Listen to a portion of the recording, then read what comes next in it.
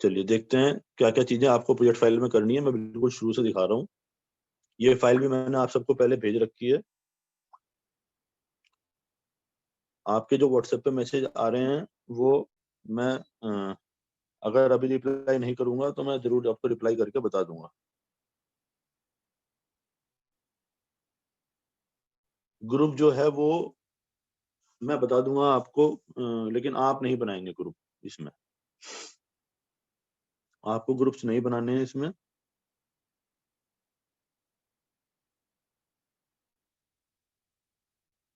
हाँ ये है। चलिए देखते हैं। सबसे पहला आप एक कवर पेज बनाएंगे। इस कवर पेज पे पिछले साल आपने एक प्रोजेक्ट फाइल बनाई थी अकाउंट्स की, तो कवर पेज आपने बनाया था। कवर पेज मैंने आपको एक शायद भेजा हुआ भी है। तो कवर पेज पे आता है प्रोजेक्ट वर्क इन अकाउंटेंसी, आपका सेशन सेशन आ जाता है उसमें। उसमें आपका नाम आ जाता है। देन किसको आपने सबमिट किया, submitted by and submitted to, ये आ जाता है। स्कूल का नाम आ जाता है, स्कूल का लोगो आ जाता है।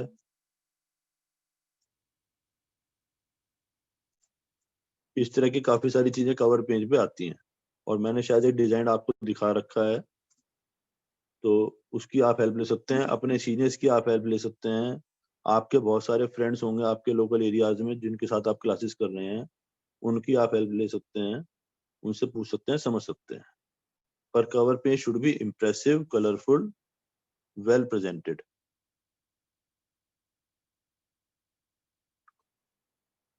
आप लोग अपने डिजाइन किए हुए कवर पेज भी मुझे भेज सकते हैं, जिससे कि मैं उनको और लोगों को फॉरवर्ड करके उनको बता सकूं कि आपको ऐसे बनाना है। और अ, उससे थोड़ा सा उनको हेल्पिंग हो जाएगा कि हाँ हमें ये इस तरह से बनाना चाहिए। कुछ लोग अच्छे से कर पाते हैं, कुछ लोग नहीं कर पाते हैं, तो हमें सभी की हेल्प करनी है, all our our colleagues. Acknowledgement लगानी है। इसके बाद एक्नॉलेजमेंट का फॉर्मेट मैं दे चुका हूँ आप सबको।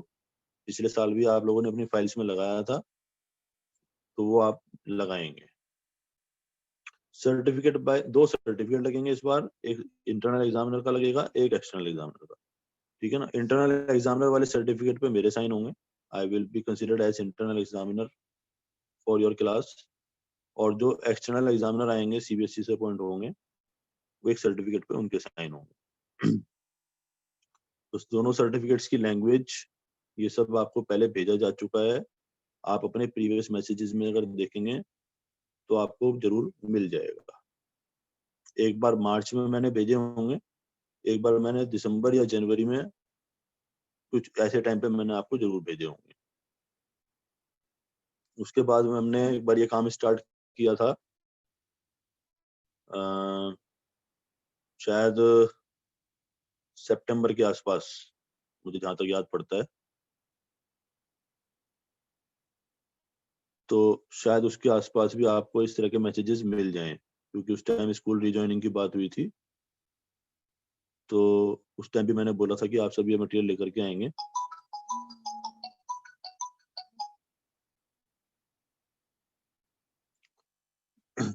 इंडेक्स इंडेक्स ऑलरेडी शेयर किया हुआ है मैंने आप सबके साथ में, तो उस इंडेक्स में अब चेंजेस करने रहेंगे हमें। तो मुझे एक बार आप याद दिला दीजिएगा, मैं इंडेक्स को दोबारा से रीड्राफ्ट कर दूंगा और दोबारा से भेज दूंगा, क्योंकि अब सारी फाइलें नहीं बननी है। देन ये जितनी भी चीजें रेड मार्क्ड हैं, अब पॉइंट नंबर 6 to 11, ये आपको नहीं करना है। पॉइंट नंबर 6 to 11 अब आपको नहीं करना है। अगर किसी ने कर लिया है, देयर इज नो इशू। वो चाहें तो अपनी फाइल में लगा दें, नहीं चाहें तो नहीं लगाएं। बोर्ड ने इस साल के लिए ये वाला पोर्शन डिलीट कर दिया है प्रैक्टिकल फाइल में से। तो जिन लोगों ने पहले प्रैक्टिकल फाइल्स बना ली थी, या जो लोग पहले इसको पूरा कर चुके हैं, अगर कर चुके हैं तो उसको एस्केप कर सकते हैं। Then next is cover page for specific problem ratio analysis. इस चीज का आपको कवर पेज बनाना है। उस कवर पेज पे आप सिर्फ इतना ही लिखेंगे एक डिजाइनिंग वे में, स्पेसिफिक प्रॉब्लम रेशियो एनालिसिस।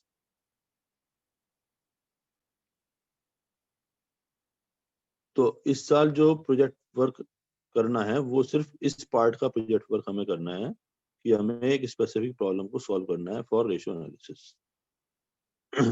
अब ये जो रेशियो एनालिसिस वाली जो स्पेसिफिक प्रॉब्लम है, इसका जो क्वेश्चन है या जिस चीज पे हमें प्रोजेक्ट करना है वो डाटा आपको हम प्रोवाइड करेंगे। वो डाटा क्या है, वो पीडीएफ है जो मैंने आपको एक शेयर करी हुई है। आप में से लगभग काफी लोगों को वो पीडीएफ मिल चुकी है। किसी कंपनी की मैंने एनुअल रिपोर्ट आप लोगों को भेजी हुई है, किसी को रिलायंस की भेजी हुई है, किसी को टाटा मोटर्स की भेज रखी है, किसी को मैंने वर्लपूल की भेजी है, किसी को दूसरी दूसरी कंपनीज की मैंने भेजी हुई है, एशियन पेंट्स की भेजी हुई है। तो इस तरह की बहुत सारी कंपनीज की एनुअल रिपोर्ट्स मैंने डाउनलोड करके आप लोगों को भेज रखी हैं। अगर उनको ध्यान से देखेंगे तो वो कम से कम 150 पेजेस, 200 पेजेस, 300 पेजेस इस तरह की एनुअल रिपोर्ट्स वो होती हैं।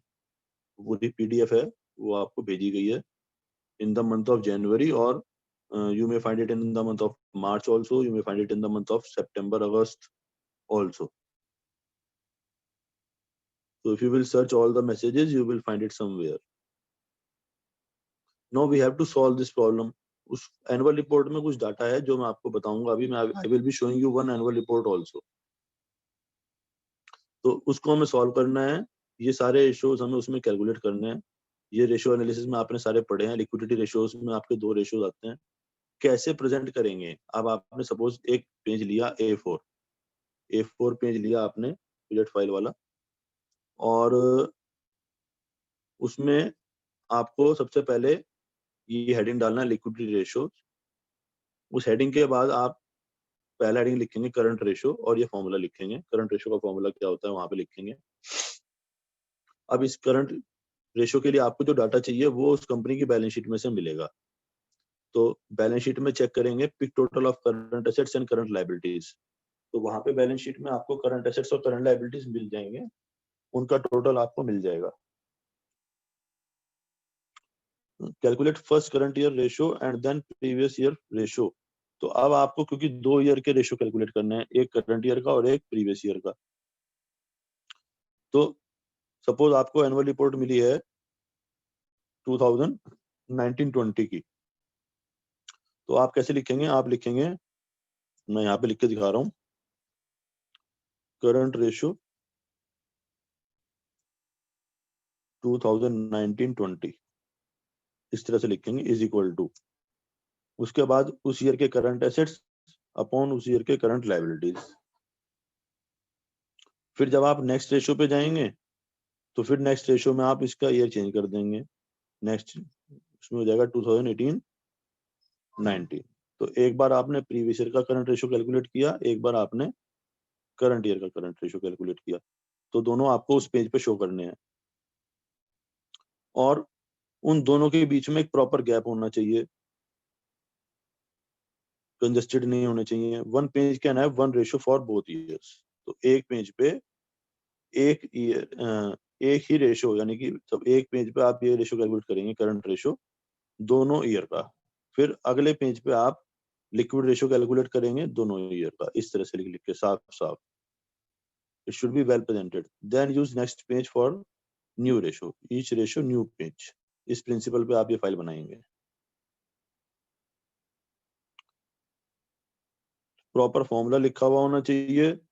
जैसे एक फॉर्मूला ये यूज कर रहे हैं, फिर दूसरा फॉर्मूला ये यूज कर रहे हैं, इस तरह से। Inventory, advance tax, prepaid expenses, these all you will find in note number. कुछ इंफॉर्मेशन बैलेंस शीट में नहीं होती हैं, जैसे कि इन्वेंट्री, सपोज ये एडवांस टैक्स, प्रीपेड एक्सपेंसेस की इंफॉर्मेशन आपको वो जो नोट नंबर उसके सामने लिखा हुआ है, ये एडवांस टैक्स कहाँ पे होता है, प्रीपेड एक्सपेंस कहाँ होता है। अगर आपने थर्ड बुक का फर्स्ट चैप्टर पढ़ा हुआ है तो आपको ये क्लियरली पता होगा। ये अदर करंट एसेट्स में लिखा होता है। तो अदर करंट एसेट्स के सामने एक नोट नंबर लिखा हुआ मिलेगा, मैं अभी आपको दिखाऊंगा।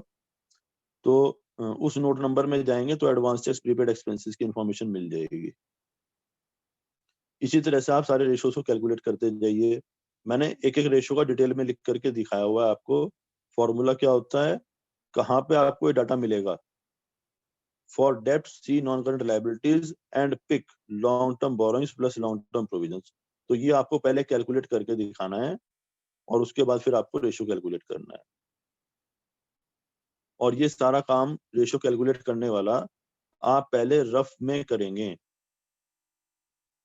और मुझे भेजेंगे, फिर मैं आपको ओके करूंगा, तब आप उसको फेयर में लिखेंगे।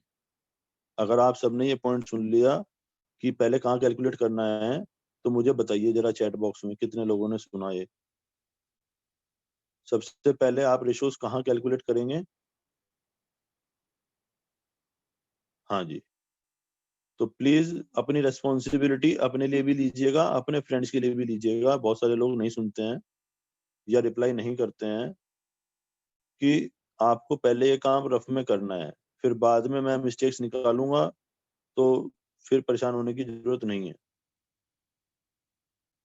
तो ये सारे रेशियोज आपने पढ़े हुए हैं और ये सारी गाइडलाइंस में लिखे हुए हैं, कौन सी चीज कहाँ मिलेगी ये सब इसमें लिखी हुई है, कहाँ से निकालनी है आपको। Financial cost, fix interest charges, सब कुछ लिखा हुआ है। उस फॉर्मूले में जो भी आपको चाहिए वो कहाँ मिलेगा वो उसमें लिखा हुआ है। तो उनको इसीलिए मैंने आपको भेजा था।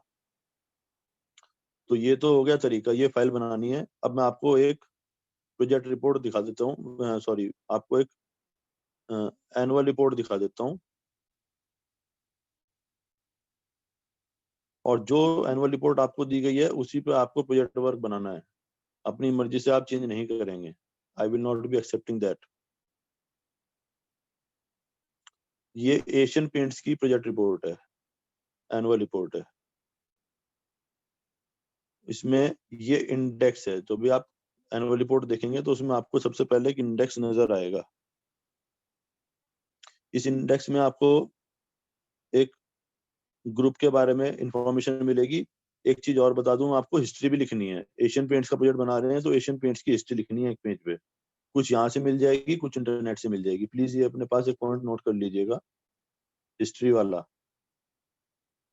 Confirm in the chat box that you have noted it.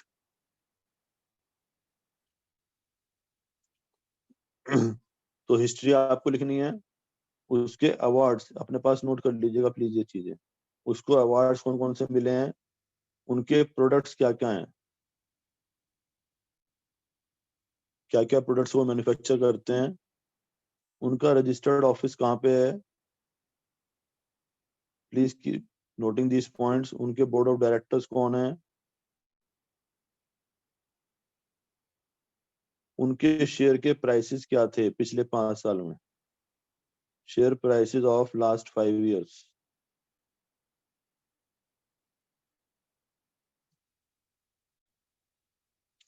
Index hand written बनेगा, ठीक है ना। तो ये सब चीजें आपको निकालनी है। तो यहाँ से ध्यान से देखिए, यहाँ पे कहीं पर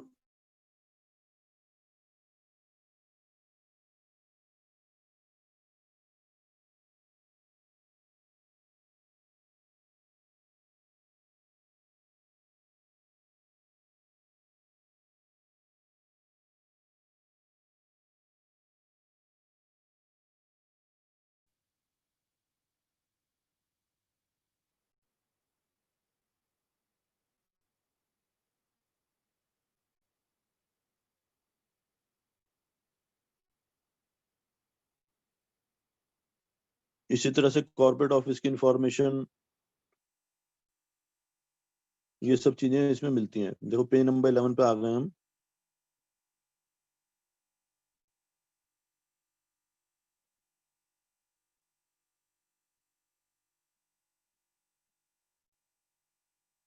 नाइनटीन,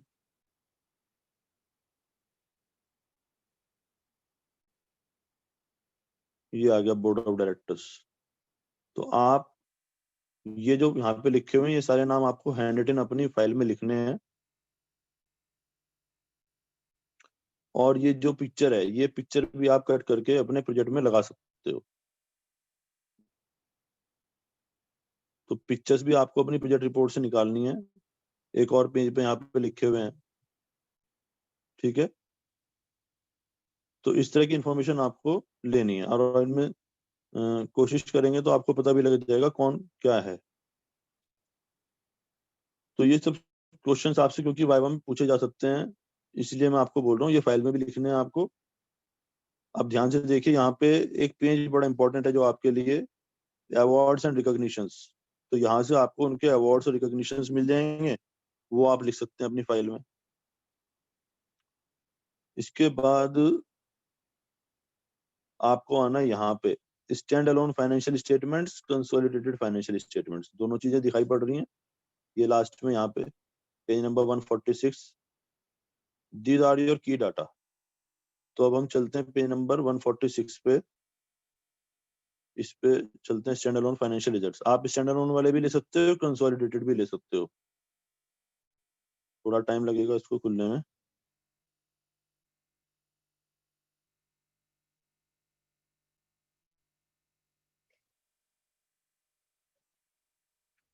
पेज नंबर 146 अभी तो बहुत आगे है। I will try to resend it, but you will have to keep me reminding.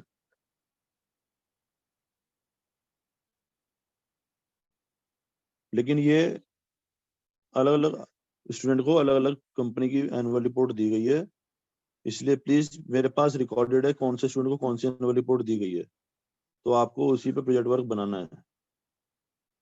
You can not change it.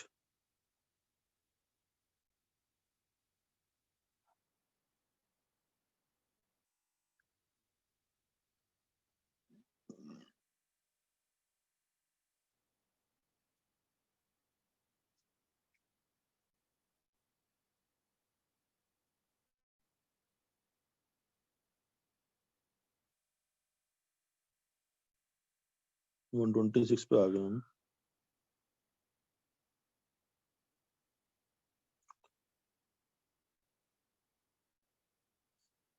One 40, okay fine.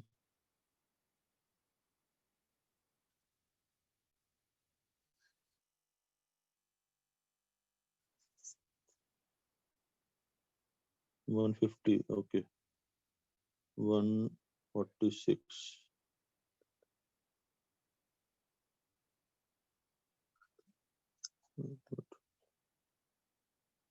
144, 45 ये आ गए। तो ये स्टैंडर्ड फाइनेंशियल स्टेटमेंट्स की ऑडिटर्स रिपोर्ट है, इसको छोड़ सकते हैं। ये ऑडिटर्स हैं, यहाँ से आपको ऑडिटर्स के नाम भी नोट करके रखने हैं कि इसका ऑडिटर कौन है। और आपने एक पढ़ा था लिमिटेड लायबिलिटी पार्टनरशिप, देखो यहाँ पे ये साथ में इनके नाम के साथ में लिखा रहता है LLP, it is a limited liability partnership firm.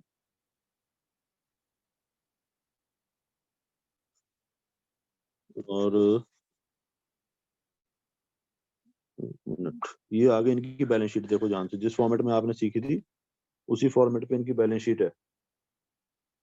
अब आपको करंट एसेट्स चाहिए, तो करंट एसेट्स देखिए ध्यान से, आपको दिखाई पड़ रहे हैं। करंट एसेट्स में सब चीजें लिखी हुई है, inventories, financial assets, assets classified as held for sale, other current assets. तो ये इनके नोट नंबर इनके सामने लिखे हुए हैं यहाँ पे। अब अगर आप नोट नंबर 8 देखेंगे, अदर करंट एसेट्स का नोट नंबर 8, तो नोट नंबर 8 देखिए, यहाँ पे ये नोट नंबर स्टार्ट हो गए हैं। ये कैश फ्लो स्टेटमेंट बना हुआ है, नोट्स टू फाइनेंशियल स्टेटमेंट्स, ये आ गया। तो नोट्स टू फाइनेंशियल स्टेटमेंट्स में जब आप आगे चलेंगे तो अलग अलग हेडिंग्स के नोट्स आपको मिलते जाएंगे। फाइनेंशियल एसेट्स,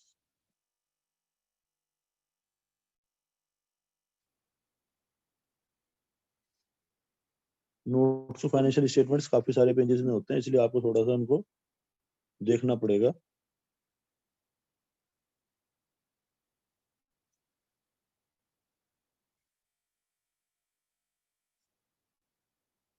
ये आ गए, देखो ये प्रॉपर्टी प्लांट एंड इक्विपमेंट का नोट्स टू अकाउंट्स है।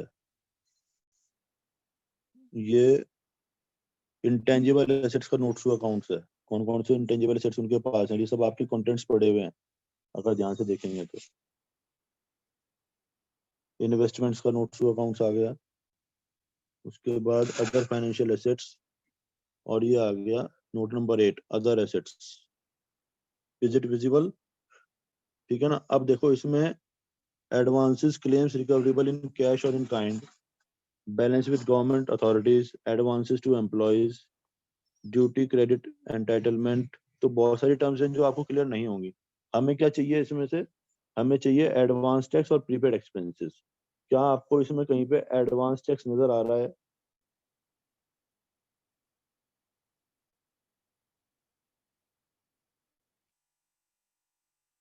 एडवांस टैक्स यहाँ पे कहीं नहीं लिखा हुआ है। इसके बाद यहाँ पे प्रीपेड एक्सपेंसेस कहीं लिखा हुआ है। तो प्रीपेड एक्सपेंसेस में ये ले सकते हो आप एडवांस टू एम्प्लॉयज, बट ये भी एडवांस है तो प्रीपेड सैलरी तो ये नहीं गिना जा सकता, इसको छोड़ सकते हो आप। अगर यहाँ पे कहीं पे प्रीपेड इंश्योरेंस होता तो ज्यादातर केसेस में वही होता है रेलेवेंट। तो अगर कोई इस तरह की चीज नजर आती है तो लीजिए, अदरवाइज छोड़ दीजिए। तो आपको इस तरह से अपने चीजों को ढूंढना पड़ेगा। ज्यादातर चीजें मैंने उन नोट्स में लिखी हुई है जो मैं आपको भी पहले दिखा रहा था वर्ड फाइल में। तो हर एक चीज का नोट्स और अकाउंट्स होता है, वहां से आप उसको देख सकते हो। तो आपको रेशियो एनालिसिस कैसे करना है आई होप अब सबको क्लियर हो गया होगा। बैलेंस शीट मैंने आपको दिखा दी, ऐसे ही प्रॉफिट एंड लॉस अकाउंट भी आपको वहीं मिलेगा, कैश फ्लो स्टेटमेंट भी आपको उनका बना हुआ मिलेगा। अब आपको फाइल में क्या करना है, वो जो बैलेंस शीट मैंने आपको दिखाई, पहले आप वो बैलेंस शीट लिखेंगे। एक मिनट, ये रही।